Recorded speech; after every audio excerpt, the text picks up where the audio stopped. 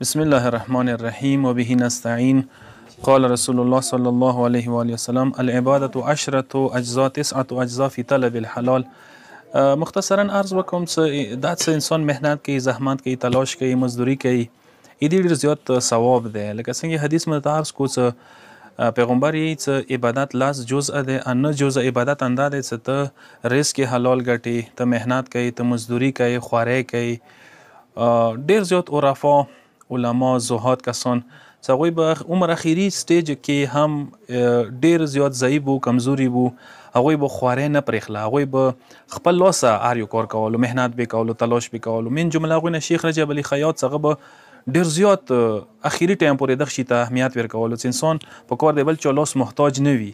انسان په کار دی خوارۍ کوي، انسان په کار کوي، انسان په کار دی تګ و دوړ کوي، محنت کوي. نن سبا یمو معاشرې کې افسوس خبره دا دی چې ډېر جوانان چې هغوی شباب کې دوي، هغه وخت کې دوي چې هغه ټایم کې بهترین کار و خوارۍ و مزدوري و محنت و تلاش کوای شي، هغوی رزق حلال ګټای شي. هغوی ناست وي وروڼو ته، پلار ته، یا تر زمانو ته، یا خونې کې جوائنټ فیملی نظام کې هغوی ناست وي چې ستا نور دې ګټي مو دې خورو. او دا جمله ډېره ده کېږي چې یو دې وګټي سل دې وخوري، حالانکې هغه ما او تا دپاره نه دی چې هغه جوانان دي، کار کوای شي، مزدوري محنت کوای شي. د هغو دپاره دی چې هغه زړه دي، سپین ږیري دي، واړه دي، بیماران دي، زنانه دي. کوم کسان څه محنت کوای شي، تلاش کوای شي، انسان په کار دی څه لکه و مدن ویلي نه وي جوائنټ فیملی کې ګاډي خونې کې په کار دی څه خپله حصه واچي. انسان میاشتې چاهې 10,000 20,000 30,000 ویلي انسان نه ګټي. قرار نستی عیب دی.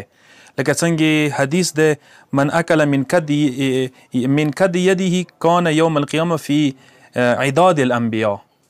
معصوم یې چې کوم کس خپل لاس سره محنت و مزدوری کوي، زندگی چلوي، هغه به قیامت ورځې انبیاو سره صف کې وي او د انبیاو ثواب و یاخذ ثواب الانبیاء، هغوی ته به د انبیاو ثواب رسیږي. پس کوشش وکړو انشاءالله.